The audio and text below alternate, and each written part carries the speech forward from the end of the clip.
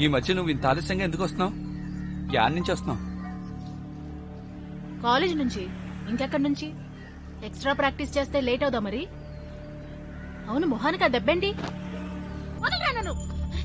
నువ్వు మర్చిపోయావు పమ్మి, వాళ్ళ నాన్న ఎంత పెద్ద మనిషి మర్చిపోయావా? నువ్వేం చేయగలవు? నాకు ఆడికంటే ఇంకా పెద్ద మనిషి తెలుసు. ఆయన వస్తే ఏళ్ల పని అయిపోయినట్టే. అందరినీ గొయ్యి తీసి ఒకేసారి పాతి పెట్టేస్తారు. నేనేంటో వీళ్ళకి చూపిస్తాను.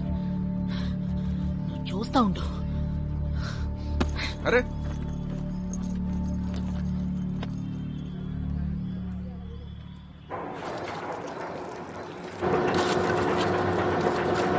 చెక్ చేయి, అందులో చాలా తప్పులున్నాయి. సరే, నేను చెక్ చేస్తాను. ఏంటి సార్ ఇది? సగం నెల జీతం మీరు కట్ చేసేశారు.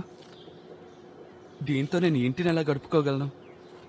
చెల్లెలు ఫీజు, స్పోర్ట్స్ చాలా ఉన్నాయి సార్. తిరుగుబాటు చేయడానికి ముందు ఇవన్నీ ఆలోచించుకోవాలి. నేను సగం జీతమే కోర్సు వదిలిపెట్టాను.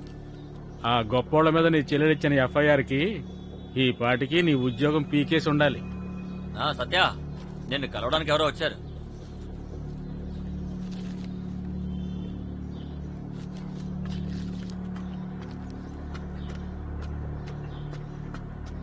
సార్, ఆ సంగీత పైల్వాన్ అన్నయ్యలు. చెప్పండి. సత్య అంటే నువ్వేనా? అవును.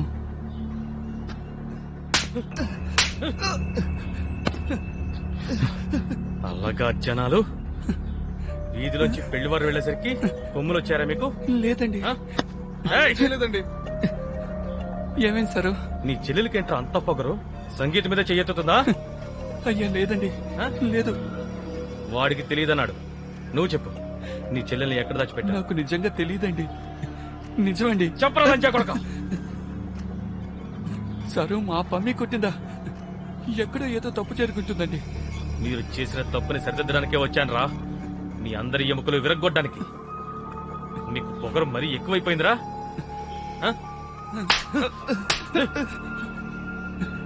చెప్పరా, ఆ పమ్మి ఎక్కడుంది?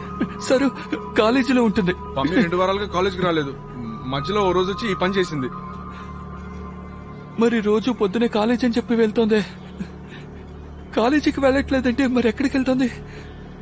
ఎవరితోనైనా పడుకోవడానికి వెళ్తోందేమో. తెలుసుకో. తను ఎక్కడికి వెళ్తుందో తెలుసుకున్నాక దానికి అర్థమయ్యేలా చెప్పు. పద్ధతి మార్చుకోమను. ఇంకొకసారి మేం గనక ఇక్కడికి వచ్చామనుకో, ఆ రోజుని మీరు జీవితంలో ఇంకెప్పటికీ మర్చిపోలేని రోజుగా చేస్తాను.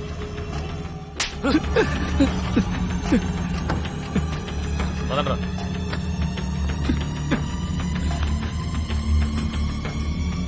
ఎక్కడికి వెళ్తుందరా?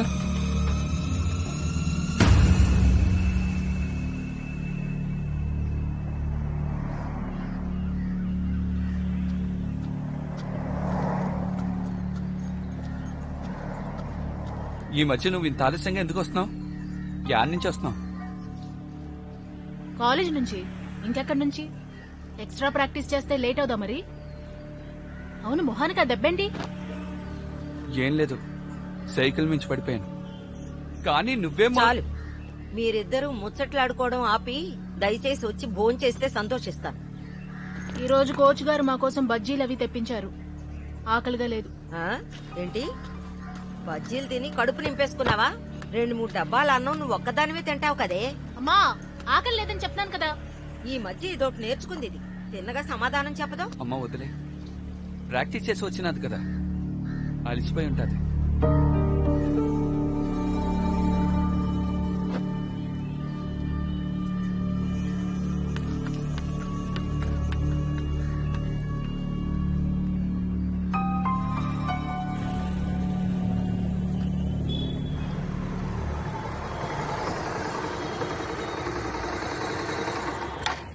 ఏంటయ్యా అది? పెద్ద పురాణమే రాసేసినట్టున్నారు. అది మా మేడం గారి ఫారెన్సిక్ రిపోర్ట్. ఇలాగే ఉంటుంది. దయచేసి మీరు ఇక్కడ సైన్ చేస్తారా? లేదు, నేను సైన్ చేయలేను. అసలు దీన్ని రిపోర్ట్ అంటారా? ముందు వెళ్ళి మీ మేడం గారిని తీసుకురా, మాట్లాడాలి. అది డాక్టర్ మేడం లంచ్ చేయడానికి వెళ్లారు. మీరు తీసుకోకపోయినా పర్వాలేదు, నేను బై పోస్ట్ పంపిస్తాను. మరీ అంత కష్టపడాల్సిన అవసరం లేదులే. ఓ పని చేయి, ఒక జెరాక్స్ కాపీ తీసివు నాకు. సార్, ఫోటో కాపీ తీసి ఇవ్వకూడదు సార్. అలాగా? అయితే సరే, నేనే తీసుకుంటానులే. సార్. ఏం సార్, ఈ ఎముకల గూడు మీద ఆ డాక్టర్ మేడం చాలా పరిశోధన చేసినట్టున్నారు. ఈ రిపోర్ట్ లో బోల్డ్ ట్విస్ట్లు ఉన్నాయండి. నువ్వు పెద్ద డాక్టర్ శ్రీవాస్తవ్ గారితో నన్ను కలుపు త్వరగా. సార్ నేను ఆయనతో మాట్లాడాను సార్. ఆ పోస్ట్ మార్టం డాక్టర్ ఎవరు చెప్పినా విందట, ఎవరు చెప్పినా లాభం లేదట. మీరే ఆవిడని కలిసి మాట్లాడడం మంచిదనుకుంటాను. సరే నేను వస్తున్నా.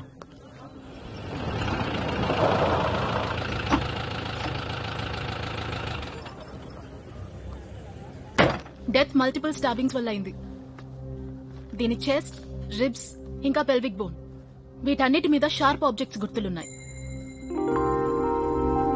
ఇక్కడ చూడండి. అలాగే. ఎగ్జాక్ట్ టైమ్ ఆఫ్ డెత్ చెప్పడం కొంచెం కష్టమే, అది ఫారెన్సిక్ రిపోర్ట్ తర్వాత తెలుస్తుంది.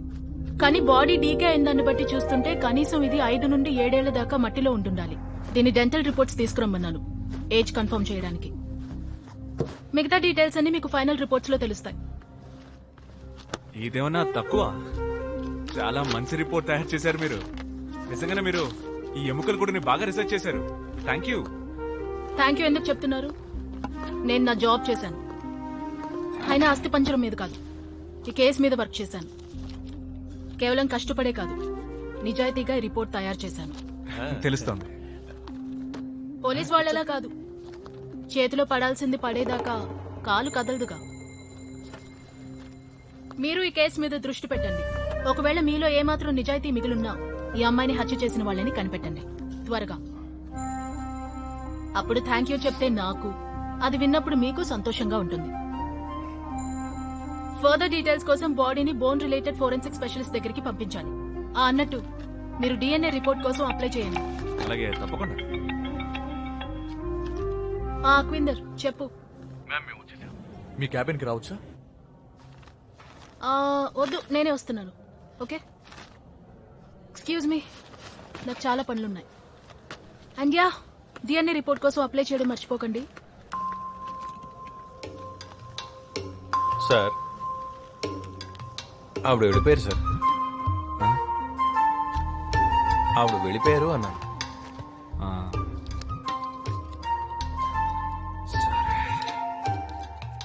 సార్ శవాల్ని చీల్చి పరిశోధన చేసే డాక్టర్ చాలా అందంగా కత్తిలా ఉంది కదా సార్. మీరు కూడా ఆవిడ మాట్లాడుతూ ఉంటే చూస్తూ అలా ఉండిపోయారు. ఇంకేం చేయమంటావు?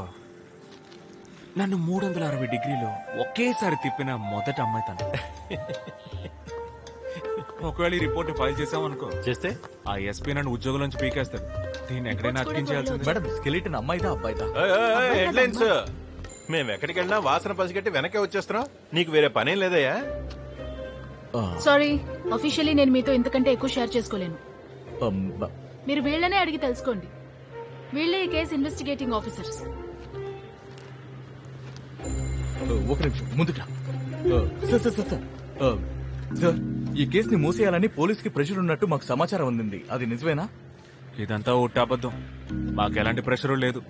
చాలా కష్టపడి మేము ఇన్వెస్టిగేట్ చేస్తున్నాం. త్వరలోనే నిజం బయటపడుతుంది.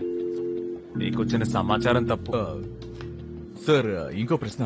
ప్రశ్న ఏదైనా జవాబు మాత్రం థ్యాంక్ యూ. మమ్మల్ని ఏం సేపు తీస్తావు? వాడిని కూడా తీ. నేను ఇప్పుడు డిస్ట్రిక్ట్ హాస్పిటల్లో ఉన్నాను. మిశ్రా గ్లోబల్ సైట్ లో దొరికిన ఎముకల గూడుని పోస్ట్ మార్టం చేసిన డాక్టర్ ఆ గూడు అమ్మాయిదేనని కన్ఫర్మ్ చేశారు. అంటే ఒక అమ్మాయిని చంపి అడవుల్లో పాతి పెట్టేశారు ఆ రాక్షసులు. కానీ దేవుడు వదలలేదు. ఎముకల గూడు భూమిని చీల్చుకుని న్యాయం కోసం బయటకు వచ్చింది. ఆ అమాయకురాలకి న్యాయం దొరుకుతుందా లేదా అని చూడాలి. లేదా అడవిలో అమ్మాయిని పాతి పెట్టినట్టుగా ఈ ఫైల్ కూడా పాతి పెడతారా అని చూడాలి. అప్డేట్స్ తో మళ్ళీ కలుస్తాను. కెమెరామెన్ మంతు దూబేతో సీనియర్ రిపోర్టర్ అక్విందర్ రాఠీ, ఖబర్ ఆప్ తక్. ఇంకేం చెప్పారు డాక్టర్ మేడం? సార్ మీరు చెప్పిందే చెప్పాను సార్. మీరు చాలా కష్టపడి ఇన్వెస్టిగేట్ చేస్తున్నారని. ఒక్కటి ఇచ్చాననుకో, చెవి ముక్కు అన్ని రంధ్రాల నుంచి రక్తం వచ్చేస్తుంది.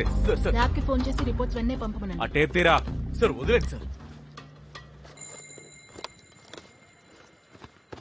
చాలా బాగా చేస్తున్నారు. మంచి భవిష్యత్తు ఉంది. అలాగే ఉండాలి. నువ్వు బదల్దాం. సార్ సార్ సార్ సార్ మా టేప్ ఇచ్చి వెళ్ళండి సార్. సార్ సార్ అందులో ఏంటి సార్? అదే మా బ్రేకింగ్ న్యూస్.